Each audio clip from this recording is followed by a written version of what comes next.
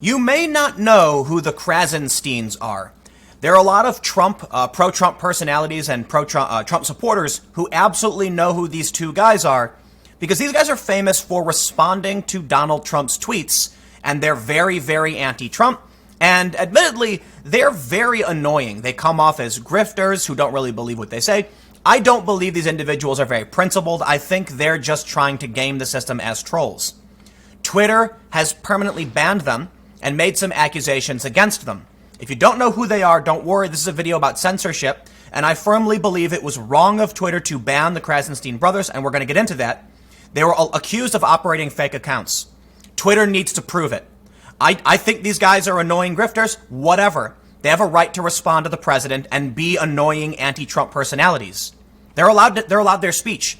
Twitter has made similar accusations against other people claiming they operate fake accounts. Well, if you're going to make a statement of fact, I want to see proof. Don't expect me to laugh and clap that you banned people simply because you made accusations against them.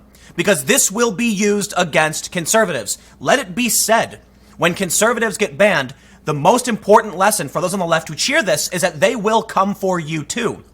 Obviously, there's a bit of catharsis that many conservatives feel when they see this finally happening to some left-wing personalities. It's still wrong. I don't care what your politics are. You have a right to free speech within reason. Admittedly, there's a line.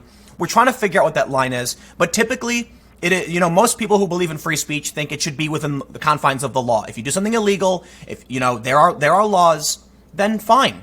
You'll get suspended. We'll figure it out.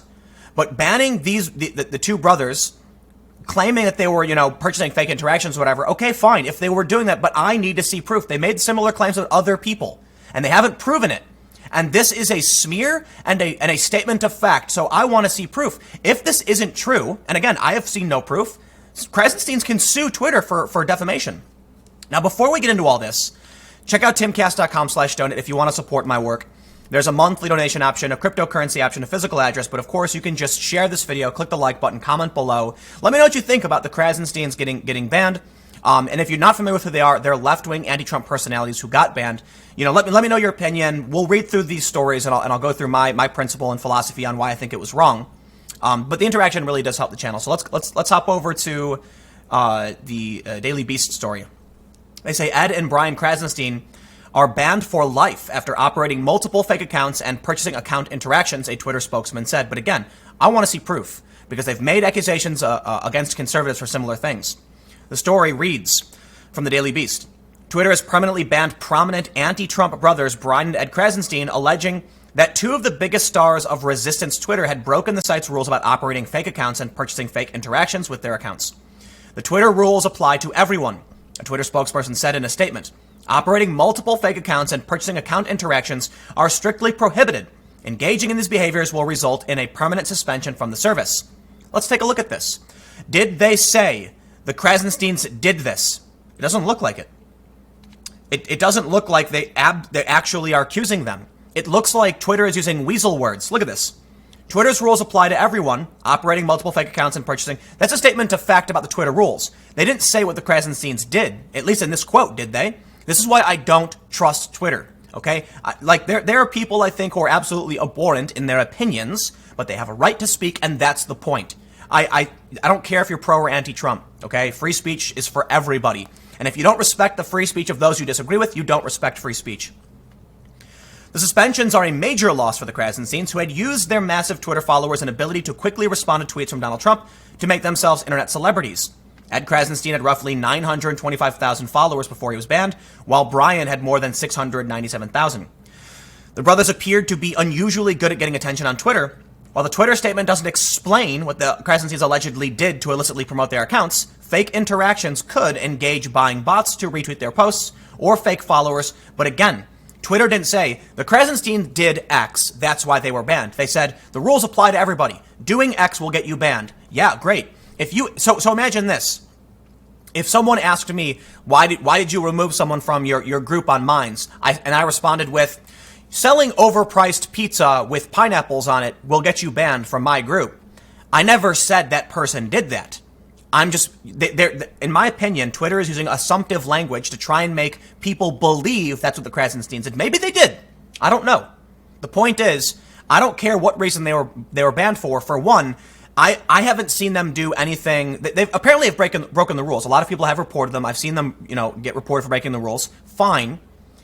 But the point is, look, I would be a hypocrite to not stand up for those on either side. That's the point. And if they're going to make these accusations or make assumptive language about what they're doing, then I want to see the proof. In a statement to the Daily Beast, the Krassensteins denied breaking Twitter rules. Twitter claims that we manipulated our interactions through the purchase of fake accounts and fake interactions. We have never once acquired anything for the purpose of increasing our Twitter presence. That's a statement of fact. And if the Krassensteins are lying, Twitter could potentially sue them because they're, well, maybe not. Maybe not. I'm not a lawyer.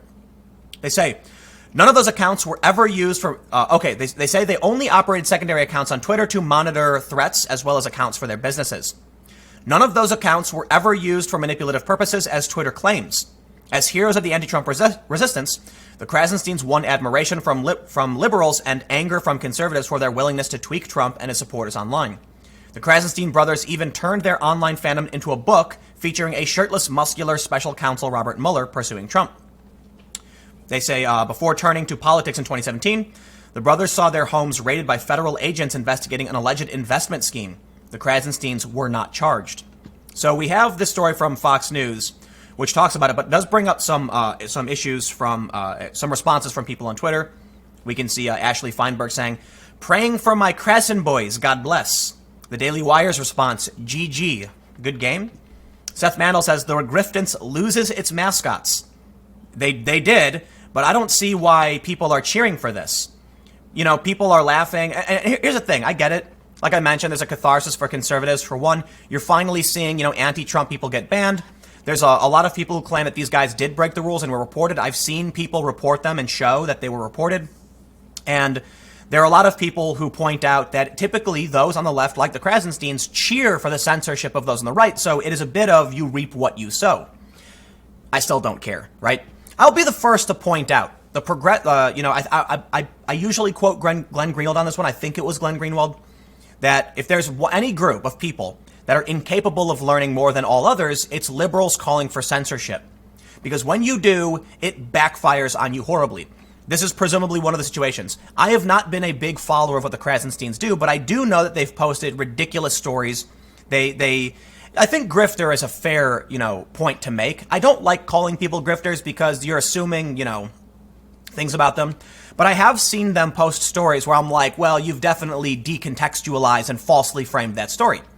It is what it is. I wouldn't call for the censorship of BuzzFeed or Fox or any of these other mean people because the reality is the First Amendment also protects your right to be dumb. Okay? If at the end of the day, what we can really say about the Krassensteins is that they're just two dumb guys and they post things that are wrong because they're dumb, fine, you're allowed to do that. If it's true that they were manipulating accounts and trying to manipulate people, that I take issue with. So again, before I throw these guys under the bus, or anyone for that matter, I want to see proof. I want Twitter to back up the claims they make against individuals because it goes beyond just banning them. Let's see what Yashar Ali had to say. Yashar's great, by the way. So he tweeted that they, alleging the two biggest stars of the resistance Twitter had broken the site's rules about operating fake accounts. He says, reached by phone, the other Krassenstein brother, Ken Klippenstein, who has been locked in a feud with the brothers for over a decade, told me he only had one thing to say. Boom. Yasher says, Ed Krassenstein sent me an email. That's all I can share for now. Let's look at some of the responses because I want to show what people are kind of saying. It's kind of it's going to be so strange looking at Trump's tweets and not seeing the muted replies at the very top. Admittedly, I did mute these guys too. Randy Meyer Singer says, now who can I count on to steal my tweets? Someone said, so much for blood being thicker than water. A lot of the responses I've seen are kind of people facetiously saying, Donald Trump's tweets are nothing without the Krassensteins up top. And I think I think you'll find there are going to be a lot of people who are pro-free speech who are going to say similar things to me. And one of the more frustrating things about the culture war is I don't care for the tribes. I care for the principle. And there was an issue where Alabama public access TV wasn't going to air an episode of the show Arthur because it depicted a gay wedding between Mr. Ratburn. I don't know if you know what that is. Basically, it was a kids show depicting a gay wedding. So Alabama said, we're not going to air this. And all of a sudden, you had these people saying, like, where's the free speech brigade now, talking about censorship? And it's like, What are you talking about? Just like, here's what they do. The people on the left don't follow actual free speech advocates, people, like me and others, typically surrounding, peripheral to like the intellectual dark web type characters, Dave Rubin type, Sargon. They don't follow us. They don't watch my videos. They're not going to watch this video where I say it was wrong for the Krassensteins to be banned. They won't. They're not going to look at the tweets of other moderate, centrist, and conservatives who are saying it's wrong that they were banned. They're just going to follow each other and then say, I don't see them, talking about it now. And it's like, yeah, because you don't follow us. I absolutely think it was wrong. And I hope you guys who watch this are going to stand on principle. I don't blame you if you laugh, because I made a video before where I opened the video by saying, I have every right to laugh at these activist news websites. I'm not going to, but I have the right to, because these are the organizations that stand toe-to-toe, like they stand side by side with these people calling for censorship, saying I'm a private business, and then Google changed their algorithm, which knocked their viewership down like 60%. So I made a video about that.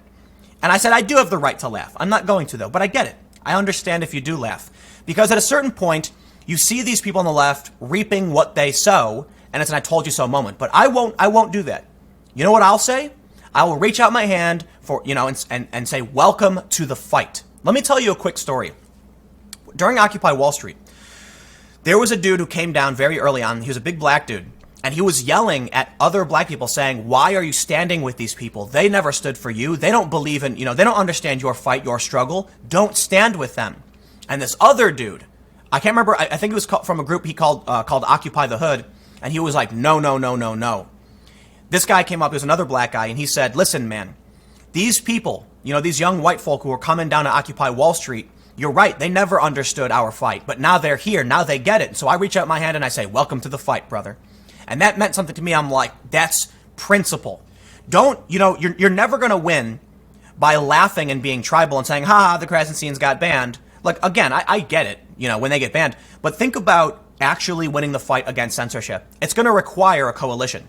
It's going to require people on the left to be like, what? That's not fair. I agree. I want to see proof as to what they did wrong. I do not think it's okay that you ban these people. They have every right to post their annoying nonsense at the president. And I muted them because I find them very annoying. I actually think they don't add to the conversation. When I look at Trump's tweets, I want to see some, genuine points. They don't. They're just, annoying reply guys. And there's this whole, new generation of the woke reply guy who they've built followings responding to the president. I find it very annoying, but I think they should be allowed to do it. I think you're allowed to be wrong. I think you're allowed to be dumb. And I think if you're crazy or mentally unwell, you still have a right to use social media and have your crazy, a crazy opinion heard by people. If Twitter wants to ban them, I think as it pertains to anyone getting banned, show me why. Prove it. I'm not going to stand back and just watch prominent people get taken out, and laugh about it. Hell no. People, we need, you know what? You want the Krassensteins responding to Trump, because I'll say this, and to a lot of people admit it, it's funny. It's like, they can be annoying. I muted them because I'm more serious, but there were a lot of people who enjoyed getting into those Twitter arguments. That's what makes the site worth using. The debate, the conversation. I don't think they're smart or good people. It doesn't matter what my opinion is. They get the same rights as everybody else. I will defend. I may disagree with what you say, but I will defend to the death your right to say it. So here's what I'm going to say now. In the next segment, I am going to be talking about Facebook. Facebook censorship is resulting in its own demise. The censorship of these platforms is creating a death spiral where when Twitter bans people, they're making the site less fun, right? There's a reason why people on Twitter know who these guys are, because they were annoying, but they did get your attention and it did bring some life to the platform. I'm sure a lot of people are glad they're gone for sure, but they have a right to speech. And the more Twitter bans people like them, people like Milo, the less fun the platform becomes. But it gets worse for Facebook because brands are leaving. So stick around. The next segment, I will be talking about Facebook has created its own death spiral that it's not going to be able to pull out of. At least I don't think so. So for those that are watching on YouTube, that'll be at youtube.com/Timcast. For everyone else, get ready. It's starting now. And I'll see you in a few seconds. Or hours if you're on YouTube.